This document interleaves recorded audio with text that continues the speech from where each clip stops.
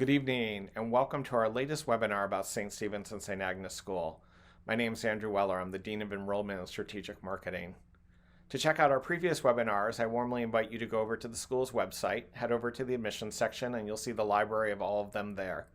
You're also going to be able to see there the upcoming schedule for the month of December so that you can see the webinars that we're hosting in the next couple of weeks. This evening, however, you're going to hear about our commitment to and the important work we do with justice and equity, service to others in our community and around the world, environmental stewardship, and social entrepreneurship. And you'll hear about the thread that weaves all of that together, which are our values as an Episcopal school. Some of the images you're going to see this evening were taken before March, so you won't see masks and social distancing. Some you're going to see that were taken this year because school has been in session since September, and you'll be able to see the ways in which we keep our Saints community safe. You're first going to hear from my colleagues that at school we refer to them as Team Justice. Imagine them with capes. We do. They are the leaders that provide the vision, the support, the mentorship around the important work that we do in these different areas. And then you're going to hear from our chaplains, and our chaplains are going to talk about how our Episcopal values are the thread that weaves all this together. The chaplains are also going to talk to you a bit about our religious curriculum and the role of chapel as the heart of our school community. I'm going to step away from these leaders this evening and let them speak for themselves. I'm confident you're going to be inspired and impressed by them. We are every day. That's going to take about 30 minutes. At the end of that, Ron Ginyard, Director of Middle School Admission, is then going to facilitate a Q&A session. He'll tell you at that point how you can submit your questions so that these folks can answer them for you this evening. In the coming days, this webinar recording, you'll find that back on the website that I mentioned earlier, so you can watch this again or maybe even share it with some other folks that couldn't join us this evening. We're so glad to have you here and so honored that you're thinking about a Saints education for your child. Please know that my colleagues in the admission office and I stand ready to be of any assistance to you throughout the admission process this winter. Don't hesitate to reach out. Enjoy the evening in the webinar. Thanks again for joining us. Good night.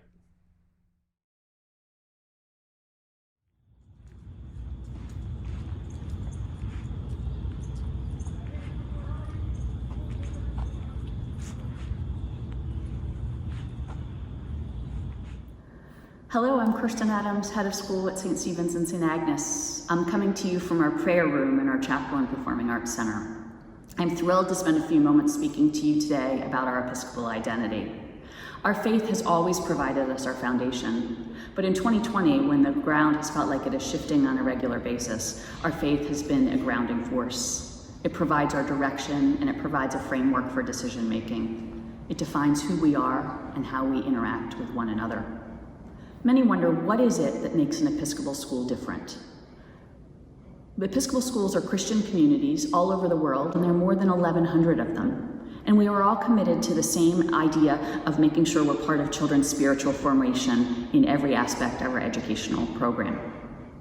We are focused on our baptismal covenant, which really talks about respecting the dignity of every human being. In doing so, we invite all people, believers of all kinds and non-believers as well, to seek clarity about what they believe and to honor those beliefs faithfully. Seeking clarity requires all of us to wonder, to question, and to study and share and even justify at times what we believe. It is through this process of seeking that we become stronger in our faith and stronger believers in whatever journey we are on. At the end of our school accreditation process a few years ago, the head of school in charge of the process said to us as a school community that he believed we were engaged in matters of the soul. I could think of no greater tribute. It is our aim and goal to nurture the journey of every one of our students and adults in our community on their journey of faith. We're not trying to create new Episcopalians. Instead, we want to be part of every child's spiritual formation. I met an alumnus who told me that he believed he was a better Muslim because of his time at St. Stephen's and St. Agnes. He believed he was encouraged to talk about his faith, to explain it, and he was made to think that he did not need to convert to another religion. This story tells me that we are living our mission in terms of valuing the unique gifts of every member of our community. As we think about how this plays out every day in our school community, it really comes back to our mission statement, which says, we honor the unique value of every person as a child of God in a caring community.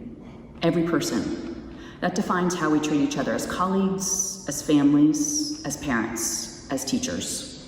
We could put community at the center and believe that every person, especially those with whom we do not see eye to eye, are treated with respect and care.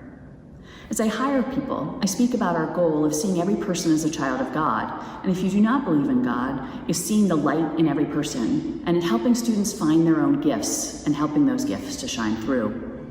As a parent of 3 saints, I have a 9th grader and 2 7th graders. I have seen in my own children gifts that I had no idea were even there. I attribute this to their teachers who have helped them on their journeys. Thinking about my own children, I think about what I want for them. I want them to have extraordinary academic preparation so that they are ready for the most rigorous colleges in whatever career path they choose. I want them to have the skills and resources so that every door is open to them. That said, that's not enough. I think when I look back on my life, what I'm going to really care about is, are my children good people? People who contribute to the world as opposed to take from it. People that recognize that they are a part of a larger community and that they play an important role in that. I love that the other parents and the teachers in this community are committed to that same idea. This commitment to goodness as well as knowledge can be found in everything that we do. Our teachers not only find those teachable moments, but they create them. They weave these moments into every day at school. We know that as parents, there are extraordinary ups and downs in the journey of parenting. And there's no one I would rather co-parent with than the teachers and the other parents in my children's class. They are committed first and foremost to their children being good people. They have similar values and ideals where they want their children to get an extraordinary academic education balanced with this deep commitment to community. I know we're all in this together, and that makes the journey of parenting just a little bit easier. Our faith is so foundational. It defines who we are and how we interact on a daily basis and provides the foundation for our commitment to raise young men and women who believe that community is paramount, and that finding and using their gifts in the service of others is our priority. We welcome you to come as you are, and we cannot wait to see the beautiful gifts that your children discover here at St. Stephen's and St. Agnes.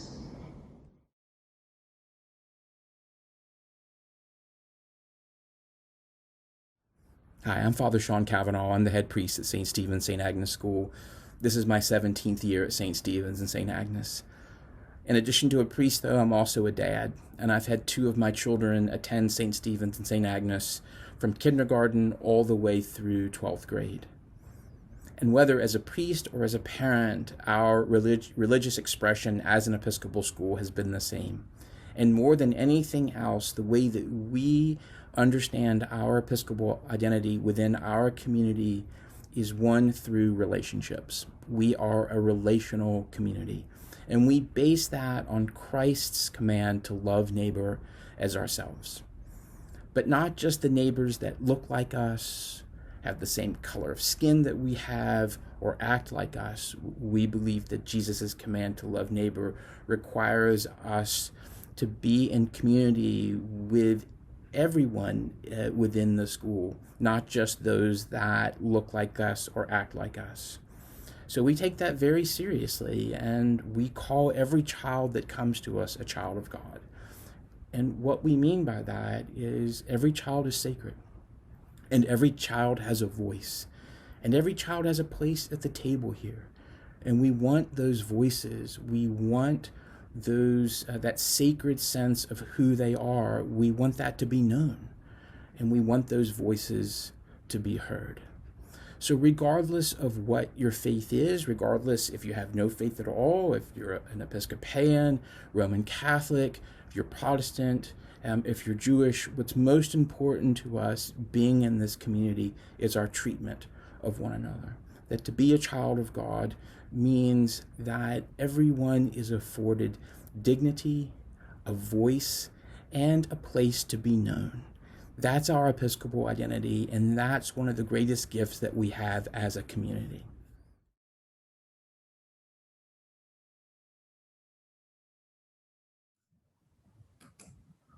Hello, I am the Reverend Grace Pratt, and I am the chaplain on our lower school campus. I lead our weekly chapel services and teach all grade levels. So here that means ages 3 through 5th grade. This is my first year as a saint, and my 2 sons, James and Charlie, are saints as well. I am delighted to be sharing with you this evening about our Episcopal identity and how it informs our community life at the lower school. Our Episcopal identity plays out in a number of ways. It is present, of course, in religion class and chapel, but also in our service learning program, and most importantly, in the way we treat one another in our community. Our identity is really lived out in our relationship with others and how we teach everyone to respect the dignity of all people. In religion class, we explore our Episcopal identity through godly play classes. The godly play method was developed in the 1970s and is used around the world in many different Christian and some Jewish traditions. It teaches Christian language as a way to know God and to make meaning in our own lives. It's different from the traditional model in which a teacher tells us what we need to know. Godly play is not just about learning lessons or being entertained. It's about locating each lesson in the whole system of Christian language and involving the creative process to discover personal relevance and meaning. It is about understanding how the stories of God's people connect with our own experience and relationship with God.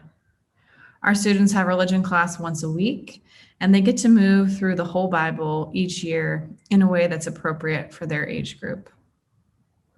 Chapel is another opportunity for us to explore our Episcopal identity and to talk about what it means to be an Episcopal school. And for us, this means celebrating that we are all children of God. And for me, chapel is a really central moment each week in our community life. It's the only time the whole school gathers together, which is really important to everyone here. And one of the most important chapel traditions is student leadership. Each grade has its own job. Our first graders lead the school prayer. The second graders read the psalm. Third graders read the lesson. Fourth graders lead the prayers of the people. And the fifth graders are acolytes. And each year, students really look forward to their new job. Of course, all chapel participation is optional, but students really look forward to it and enjoy it. And each new chapel role is really a rite of passage. Everyone knows what's coming up next. And we've included all these roles right now in our virtual chapel. Each service also includes a homily from myself or our head chaplain, Father Cavanagh, and a musical offering from our music department. The prayers of the people are read by Miss Bain Thomas. So chapel is really this true community effort, and it's a real celebration of who we are at the lower school.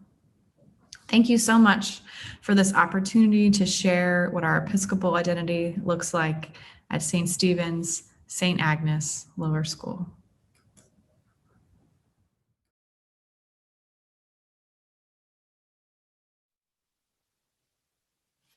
Hello, my name is Michael Henson, and I am the middle school chaplain here at St. Stephen's and St. Agnes School.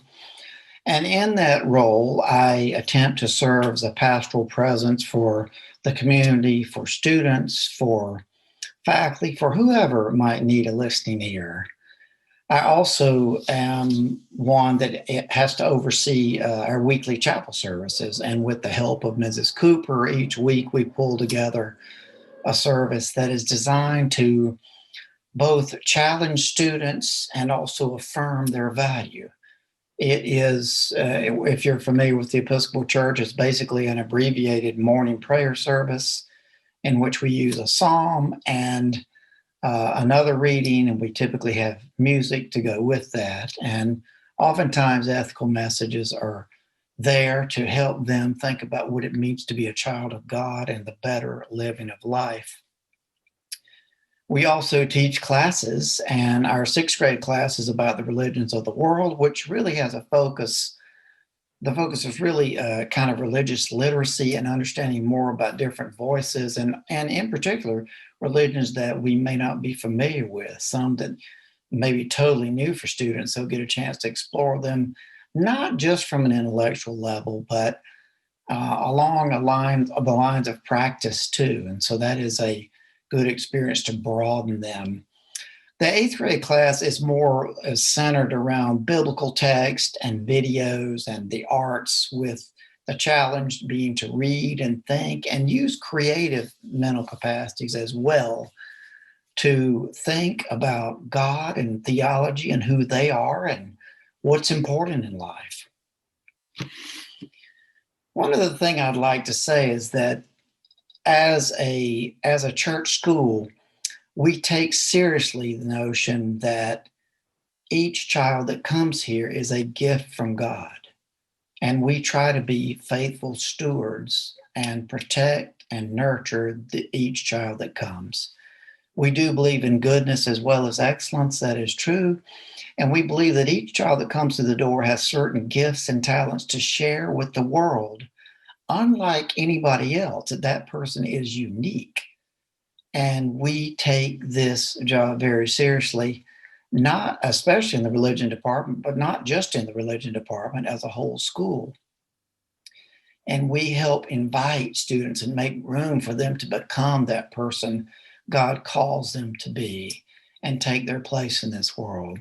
And we do that by both challenging them, holding the bar high, and affirming them, showing them unconditional love and helping them live their best life and take some measure of preparing the world seriously by putting themselves out there as servants. Thank you.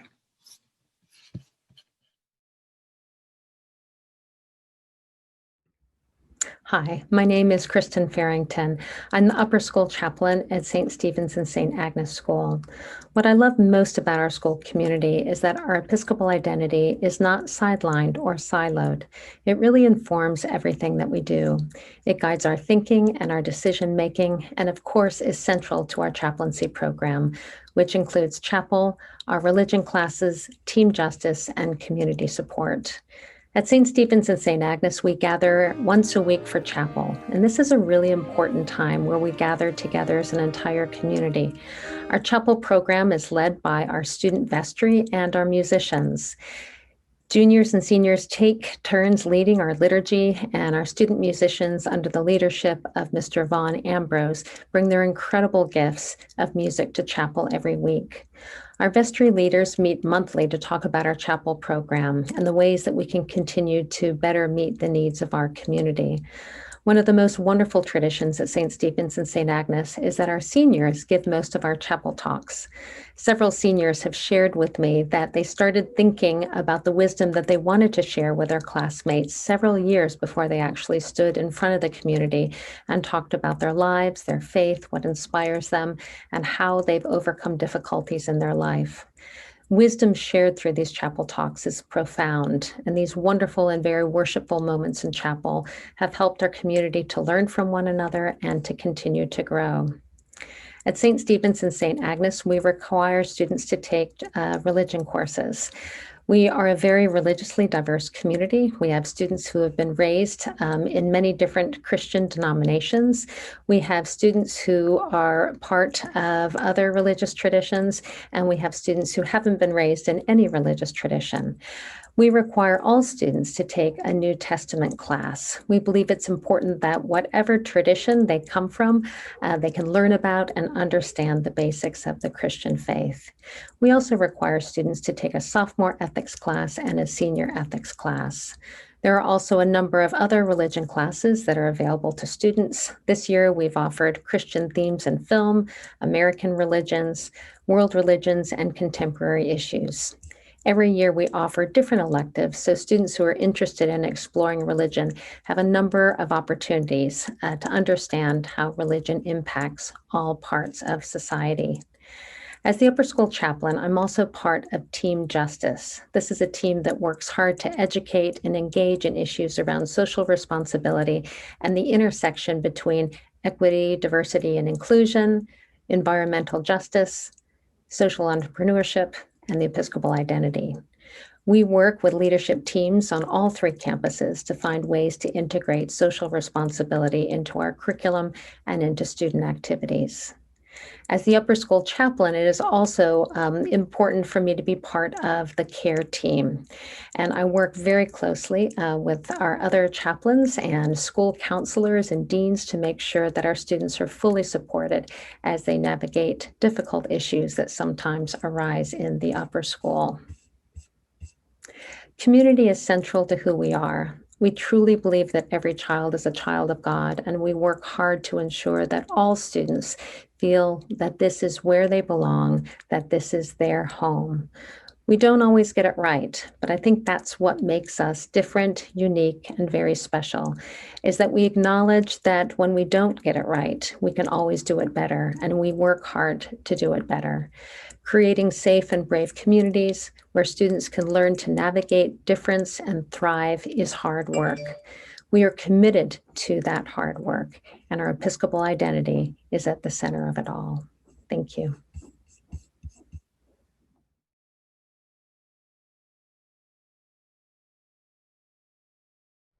Hi, I'm Valentinarahman, and I'm the Director of Service Learning and Social Entrepreneurship at St. Stephen's and St. Agnes School. This is my second year leading our school's engagement with the wider community. From our youngest saints to our seniors to our faculty and staff, we are committed to cultivating a caring community that serves our neighbors with goodness as well as knowledge. We see our students as engaged, active citizens now and in the future, and develop them as change makers in two key ways.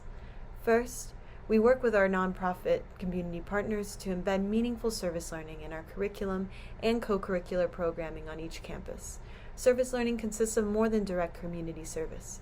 It also includes learning within the classroom about the people and places that we seek to serve, conducting necessary research to identify what is needed, and listening to diverse perspectives before jumping into action, so we can act as informed, conscious citizens. For instance, across our campuses, we learn and serve with our community partner, Alive, a nonprofit that supports over 19,000 low-income families in Alexandria with food and other basic needs. Before we begin collecting, packing, and distributing food items to Alive, we have a discussion in our classrooms about who Alive is, why they exist in the community, and who they serve. We also do our best to empathize with the experience of people who are going through food insecurity by listening to their stories, learning about the root causes of related issues of healthy food access and affordable housing, and we reflect on our own food and gratitude for what we have. This helps our students make meaning of the service they are doing and guides them towards thoughtful action now and in the future as young change makers in the world. Our second way of cultivating a caring community in our students is through our social entrepreneurship program. Beginning in 7th grade, students have the opportunity to take an enrichment course that develops their entrepreneurial leadership skills in service of a social or environmental issue they are passionate about solving. In teams, they conduct research on the issue and then design a feasible project to address the issue, and then pitch to a wider audience of peers and faculty. Students can choose to continue this journey as a social entrepreneur in the upper school through our student-led club and participate in pitch competitions and programming with students across the DMV area through our partnership with local nonprofit LearnServe. They also get the chance to learn from social entrepreneurial alumni who are doing this work as their career and can get connected to mentorship and internship experiences in their areas of interest. These two programs, service learning and social entrepreneurship, are intentionally created to complement our diversity, equity, and inclusion and belonging work, as well as our environmental stewardship programming. Together, our students at SSSAS learn to become compassionate members of a wider community who are aware of how people, places, and purpose shapes us and society.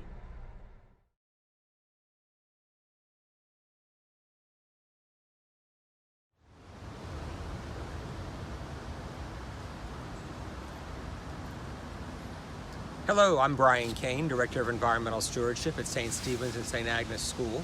And I'm here in Lucky Run, which is a stream just downhill from the middle school. And it is part of the 4-mile run watershed. And our students from the middle school come down here pretty regularly as part of their stream cleanups programs that we work with the city of Alexandria. And so how does this work that we do in Lucky Run and in other settings throughout the city influence and inform us as an Episcopal church school? So part of our mission as an Episcopal church school and environmental stewardship is that our students understand that all of these things are gifts from God that are part of creation, and our role as part of the St. Stephen's and St. Agnes community is to care for those gifts and to steward them well. So with that, our students experience places like Lucky Run and come down, and we've picked up over 700 pounds of trash over 2 years down here. And they understand that not everybody is doing the right thing. that some people are taking things and disposing of them into our streams and without a care in the world. And we have our students take the time to sort of manage and steward these places because they're part of a larger community outside of St. Stephen's and St. Agnes. And with that, we have classroom learning that sort of informs and brings a deeper knowledge to both stream hydrology of streams and the challenges of too much waste in the world. They study microinvertebrates in the stream. They take water samples to try to understand a little bit better, what it is we're dealing with and maybe how they can think of solutions and solve problems for the future. So our work here is not only scientific, but we also have this spiritual element to it, where we feel that our students at the middle school are being asked to understand their role as part of a greater world, as part of a larger community outside of themselves. Some of the other initiatives we do at the middle school to sort of allow our students to become better environmental stewards and carers of creation is to understand the Chesapeake Bay watershed. And we have intensive units in that at the middle school in the science programs. Students also learn about, in their history classes, about some of the environmental disasters that have happened through history and how humans have faced those challenges and had to deal with sort of the repercussions of those. We also have a greenhouse at the middle school where they grow plants that we use to plant in some of our vegetable gardens around campus, where we harvest the food for the local food shelters. So each of these steps that we are working with our students on are to get them to have a greater environmental awareness, to understand sort of the gift of creation all around us, and so that they also become, more informed and more thoughtful members of a greater community outside of our school.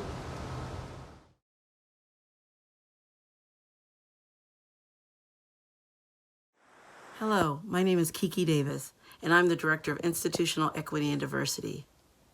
It has been my honor to be a member of the Saints community for over 10 years. My role allows me to engage with our community on each campus and includes work with the Association of Parents and Teachers, our Board of Governors, our alumni, and of course, our students and faculty. As a member of the senior administrative team, my role is to be accountable for the work being done and not being done as it relates to diversity, equity, inclusion, and belonging. Looking closely at the policies and practices that impact all members of our community, my goal is to create an environment where all of our members feel valued, validated, affirmed, and assured. At the same time, provide opportunities for our students to engage in meaningful activities that further their understanding of their place in the world and help prepare them to be successful participants in a complex and changing world. As a member of the faculty, I am an advisor to an amazing group of 10th graders and co-teach a senior seminar class called City Stories with a member of our English department and our Director of Environmental Stewardship. And as a member of Team Justice, a collaboration between the Office of Diversity and Equity, Environmental Stewardship, Service Learning, and our chaplaincy, we have imagined and executed opportunities for students and faculty to recognize the interconnectedness of our individual areas and how they work together to create a sense of social responsibility and greater impact to our society. One way we do this is through the Colloquium for the Common Good, a biennial conference for upper school students. This is a day of learning and deep thinking about some of the most challenging and social issues of our day. It allows students to interact with change makers across the spectrum and understand how they too can be the change they want to see in the world. Diversity, equity, inclusion, and belonging means supporting students with affinity groups, where students who share a like identity that is underrepresented in our community gather to share stories of challenges, but also offerings of support to each other with the help of faculty advisors who also share their identity. These groups are available in all 3 divisions beginning in the 4th grade. DEIB also means giving students and faculty pathways to better understand the issues that impact our community and the world around us. Students and faculty attend conferences around the country focused on DEIB and gain the tools and resources to make our own Saints community stronger and more inclusive. This includes an annual contingency to the NAIS People of Color Conference and Student Diversity Leadership Conference, and in recent years, the White Privilege Conference, amongst others. In addition, we are proud to participate in the Virginia Diversity Network, a consortium of Virginia independent schools, and have hosted 2 of their high school diversity conferences in the last 10 years. For the last 6 years, our middle school has hosted one of the most popular conferences exclusively for middle school students to examine concepts of diversity, inclusion, and social justice. Over 1,000 students have benefited from the multi-school experience and nationally recognized speakers who they interacted with over the years. In addition, all faculty, administrators, and staff are contractually required to complete a cultural competency seminar in order to understand the expectations and commitment of our school as it relates to DEIB. The Donna Ryan Multicultural Seminar has been part of our school culture for over 25 years. We also regularly schedule professional development to expose our faculty and staff to nationally and internationally recognized experts in the area of DEIB, including such speakers as Peggy McIntosh, Dr. Howard Stevenson, Skylar Baylor, Marsha Chatelain, and inaugural poet Richard Blanco. Speakers and guests also engage our students through assemblies, author visits, and special programming. Our recent rollout of the Saints Action Steps for Racial Justice solidifies our commitment to continually reevaluating the work we have done as it relates to race and racial justice, as well as the work that needs to be done to create a safe, equitable, and inclusive experience for every member of our community. Our faculty, administrators, and board are actively supporting this work, and we are excited about the outcomes that it will bring. I am proud to be a member of the Saints community, not only as an administrator, but as a parent of a 2019 graduate. The word community, like the word ally, is not just a noun, but a verb. It is something that is practiced and flexible. Our community is what makes our school strong. Supporting those in it for who they are and all they bring is what keeps our community strong. Thank you.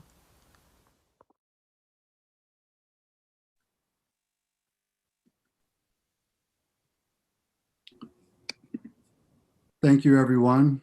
We appreciate you taking the time to be with us this evening and to view this very special presentation. It is now a great opportunity for you all to be able to ask questions. My name is Ron Ginyard. I'm the Director of Middle School Admission. And here with me this evening to help us answer questions will be our head chaplain, Father Sean Cavanagh, and then also our middle school chaplain, Reverend Michael Henson. So please, whenever you have the opportunity, go right ahead and pop in questions into the Q&A, and then we will make sure that we answer all of your questions.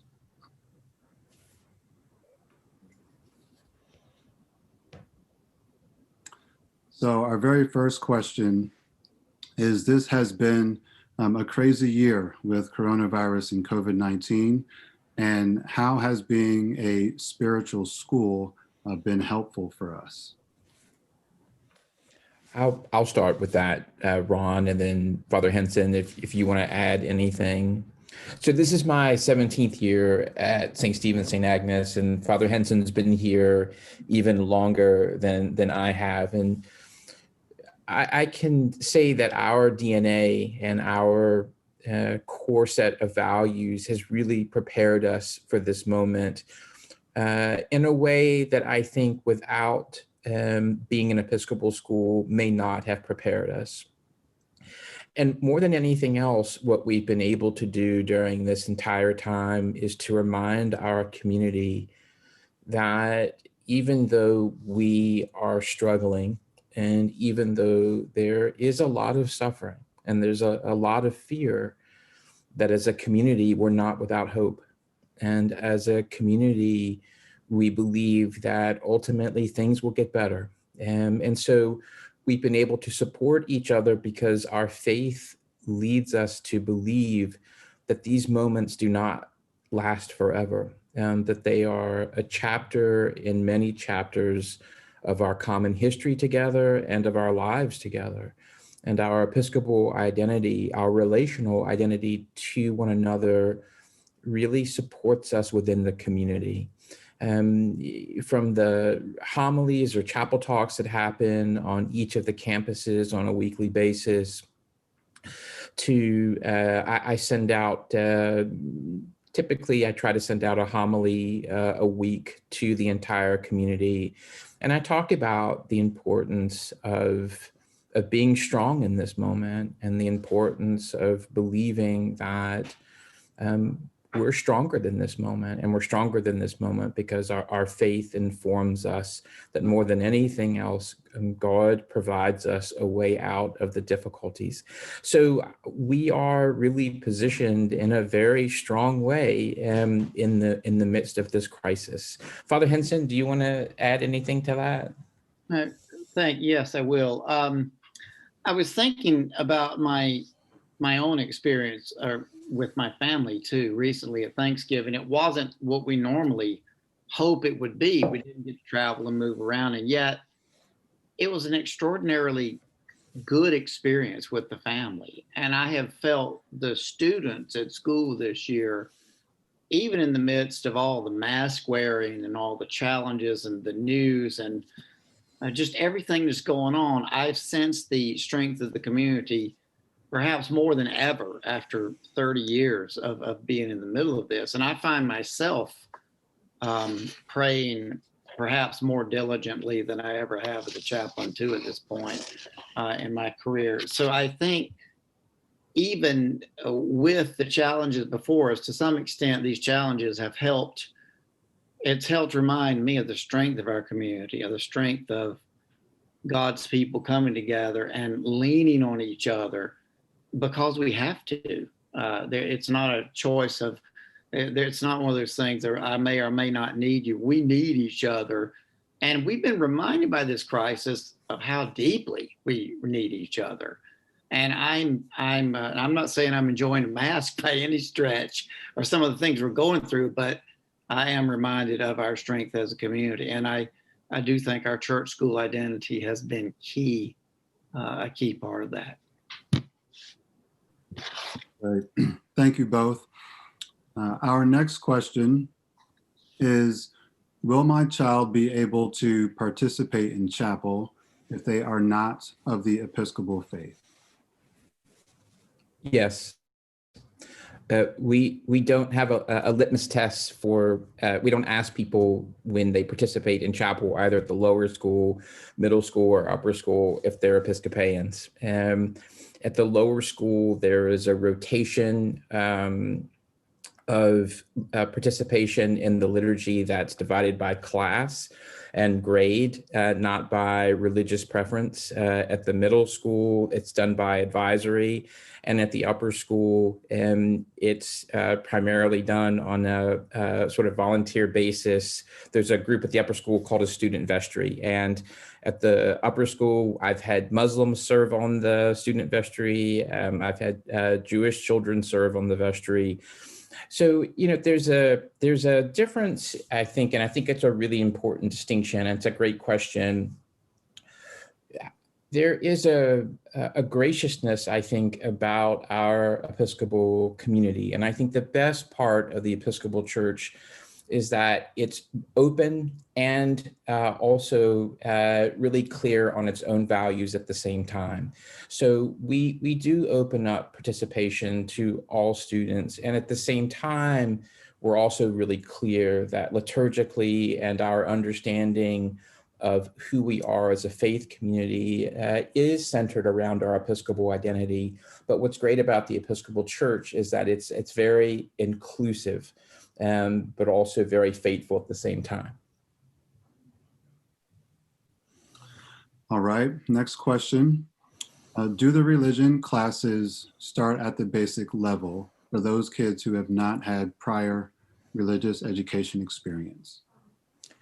So religion is required from lower school all the way through upper school. And it really doesn't matter whether someone, if they're Catholic, if they've gone through CCD class, or if they've gone through a confirmation class in an Episcopal church or in a Protestant church, or if they've gone through any type of bar mitzvah or a bar mitzvah. what's great about the religious classes here is that everyone takes them. And at the lower school, it's our youngest people begin taking religious education at the JK level all the way through 5th grade. And in the middle school, there are 2 years of religious education. And at the upper school, there's a certain set of requirements. But what's great is everybody is in those classes, and those classes really are an opportunity to learn about the historical church, to learn about both Christianity as a history, but also faith formation. So it's a combination of both historical and critical analysis, but it's also the stories. At the lower school, there's a heavy emphasis on the stories of the Bible, but they're always done really, I mean, for us, our central message, and it really is that everyone is a child of God. And so our goal is never to create some type of doctrinal separation between our young people or our community. There are lots of religious communities where that is something that is an emphasis for them. But for us as an Episcopal school, our emphasis, our faith really is expressed through our relationships and Christ's command to love neighbor as ourselves. So the religious education is really sort of based around that as well. Great, thank I you. would say, let me just interject something there too as well. I like to think we meet the students wherever they find themselves and help walk that road with them. Any study of human history will show you that there has been an impulse as far back as the human record goes to seek that which feels like it's beyond the here and now, this notion of something that is a spiritual experience or a religious experience. And whether someone comes in with aligned with a particular tradition or with no tradition, I like to think we are a safe place for them to try on some different skills, maybe to hear some different ideas. And I think we're the kind of place for the students who are maybe more advanced in a certain area.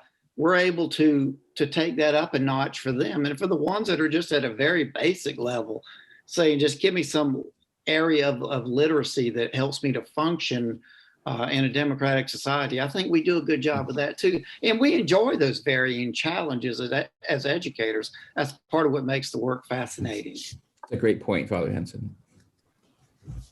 Thank you. All right, our next question. I was raised Methodist, but it's important to me that my child decide what religion she wants to follow, believe, and have offered to help her learn about different religions to facilitate that decision. Will she be pressured to accept the Episcopal faith? No.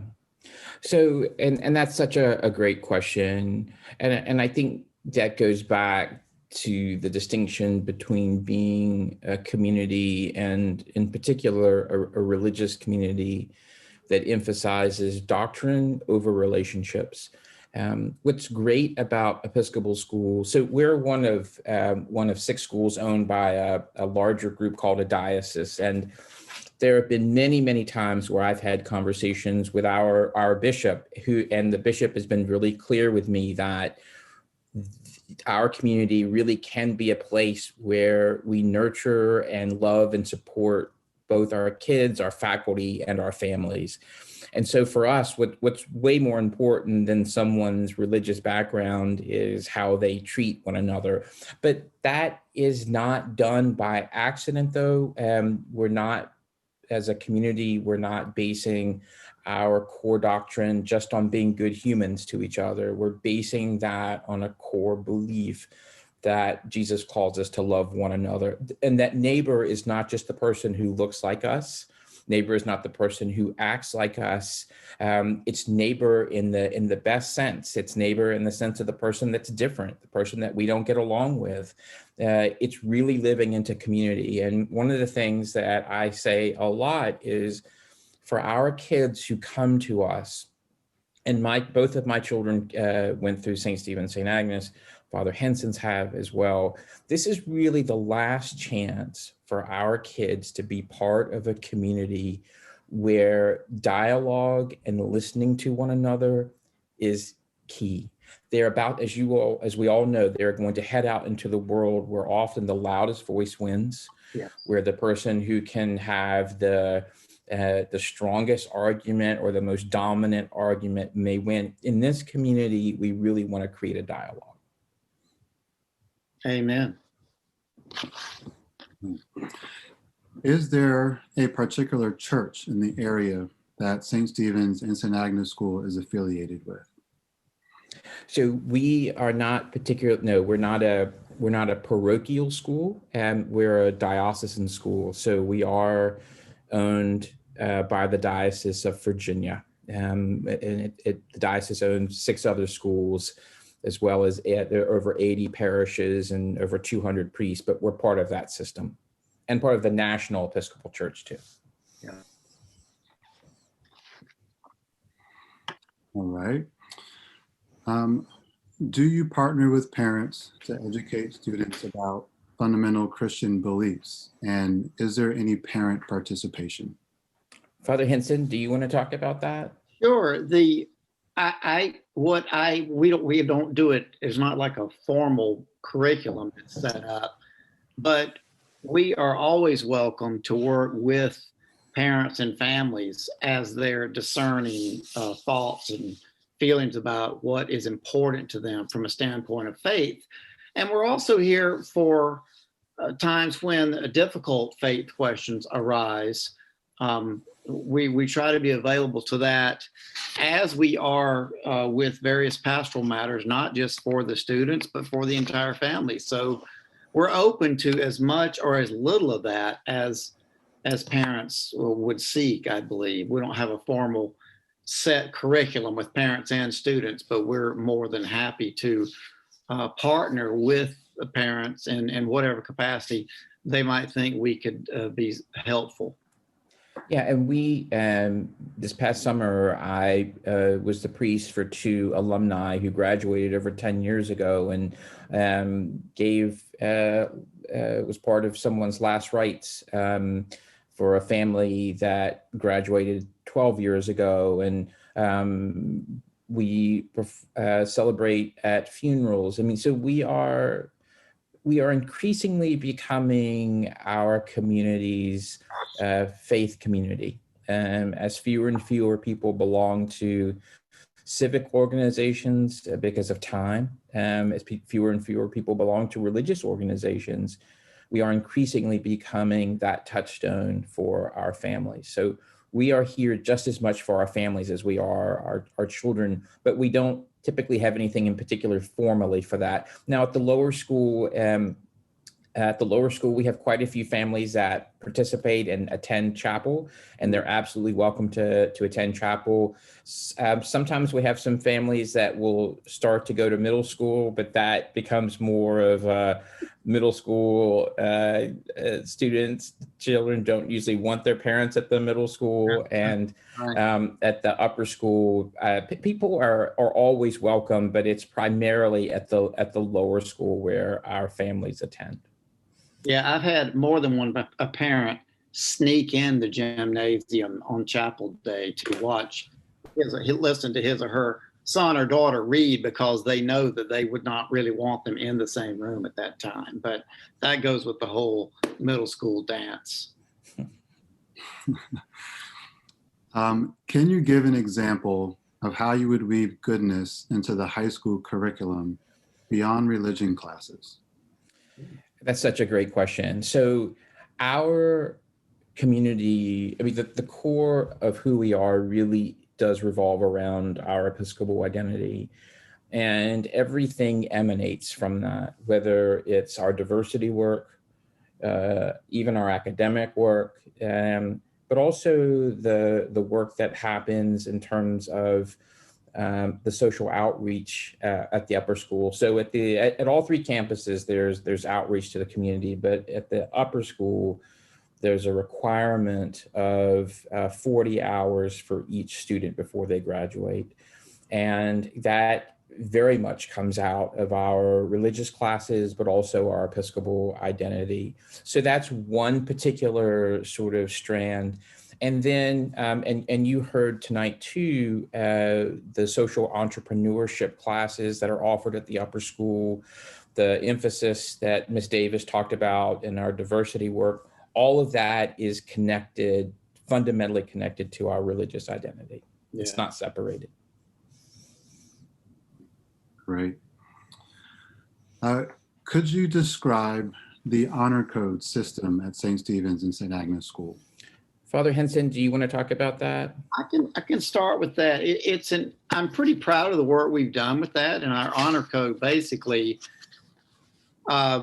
invites us to be respectful to each other and respect each other's property. And also there's a line in it that says not tolerating that of others around us. And it makes us all accountable. But the one thing I appreciate about the honor code, and by no means does it say we have it all together. We make mistakes. We have to start and restart, and like any other community.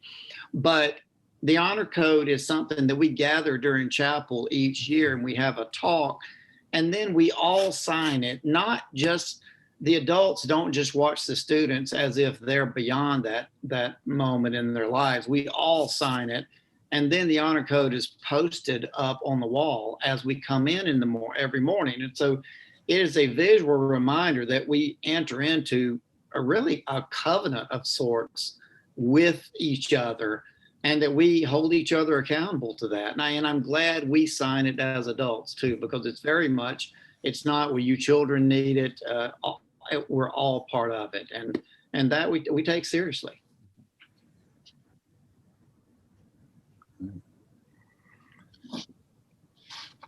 So the last question we'll have for this evening is, could you tell everyone sort of what has been your favorite memory as a saint? You both have been in this community for a very long time as employees and also as parents. What continues to pull you back every year and to create your loyalty to this community? Wow, that's a big one. Woo. Ron, we're old. We've been here for a long time. We're gonna have to search our memory bank for that one. For me, spray matter, Sean. Here it is. That was a Catherine Carbo question. Okay. So at the upper school, so when I first got to St. Stephen, St. Agnes, a lot of the speaking, particularly at the upper school, was done by priests and teachers. There were very few student speakers, and the way that it has evolved is 95% of the speaking in chapel now comes from seniors, and chapel really is the hub of the week here. And what keeps me coming back is the respect that the students have for their fellow students, particularly as seniors, that when those seniors speak to over 500 people in the room, you can hear a pin drop. You really can. And the wisdom that these 18-year-olds have is extraordinary. And I look back on my own life as a high school student, and I'm just floored at the wisdom and faith and struggles that our students share with each other. And every once in a while, they get the biggest honor that there is when all 500 people in the room stand up and give a standing ovation for the person who has just spoken. And that standing ovation doesn't start with teachers. It starts with students. And there was one particular student who talked about their Jewish experience, and he said, as a senior, I've become a better Jew because I've been at St. Stephen's, St. Agnes School, and I felt so proud as a community. And it's not that we were not fully being an Episcopal school, but it was his experience of our religious tradition that really challenged him to understand and to be, comfortable with his own faith. So it's definitely the students it's the experience that I have with the kids, and it's that chapel senior speaking piece. Yeah, it's good stuff.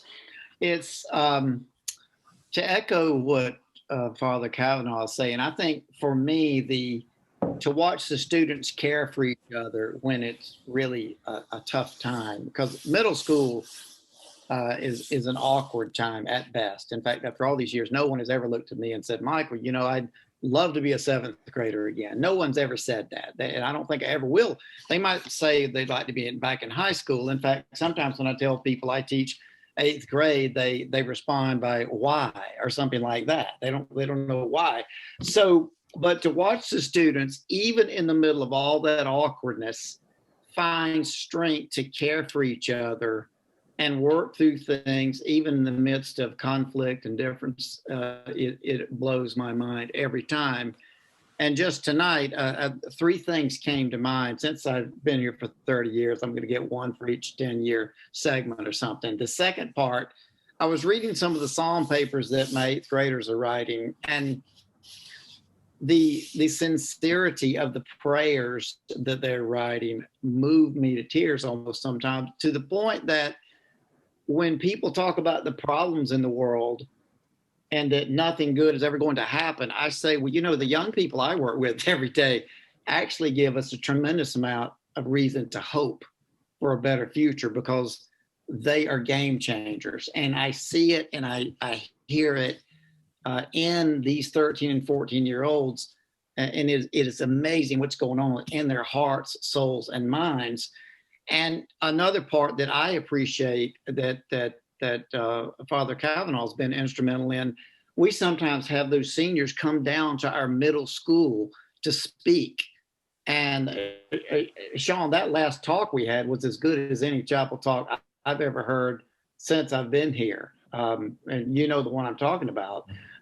But to see them come through our middle school and to see them come back when they're 16, 17 and share their words of wisdom to our 6th, 7th, and 8th graders. And keep in mind, a senior to a 6th, 7th, or 8th grader is like a god of sorts. So when they see a senior come on, it's wow. And it also reminds them that they too will get there one day, but that's another thing. But to see them and their gifts unfold and serve the community the way they do, that to me, to watch that development with these students and faculty growing is one of those holy ground moments, a little bit like when Moses is being talked to by God and God says to him, take off your shoes, Moses, you're standing on holy ground. That's one of those moments for me that's indescribable. And I guess that's what's kept me here as long as I've been here. Ron, can we ask our dear friends the question that was just posed in the chat about music incorporating into chapel, and will children learn and expected to sing hymns? And I mean, I know the answer, so I would say yes, absolutely, we do a lot of singing, but I will mute myself and be very responsible. Yeah, well, yes, Kath. I mean, there's music at each of the divisions, and it's music that is appropriate to each of the age groups. At the lower school, there's a lot of interactive singing. At the middle school, it's more formal, out of a hymnal or sort of a song sheet. And at the upper school, it's typically led by other students helping to lead the music. So yes, absolutely, it's a big part. It's a big part of the liturgy. Absolutely. We love our performing arts, and again, when we have a chance to showcase some of that in chapel, we love it. The students love it. We celebrate. Sometimes we have to talk them into it, but often once they will agree to play the piano or whatever, it is a huge blessing. And the arts, I think I've sensed the arts since I've been here. I think the arts have even become a larger part of everything. And I love that. And again, the other teachers I work with, performing arts faculty, are such tremendous people. And to see what they get, how they bring the students along, that's another just tremendous gift. We love it. Well, I want to say thank you to all of you for joining us this evening. We are so proud to be able to present to you a very important and core aspect of who we are as a community. I want to say thank you to Father Henson and Father Cavanagh for being here with us this evening. And for all of you who are here with us, please continue to engage with us throughout the admission process. I know we weren't able to answer all of your questions this evening, but we will continue to stay in touch and we will make sure that you get the answers to all the questions that you have asked. Thank you again for spending this time. Have a wonderful evening and we will be in touch.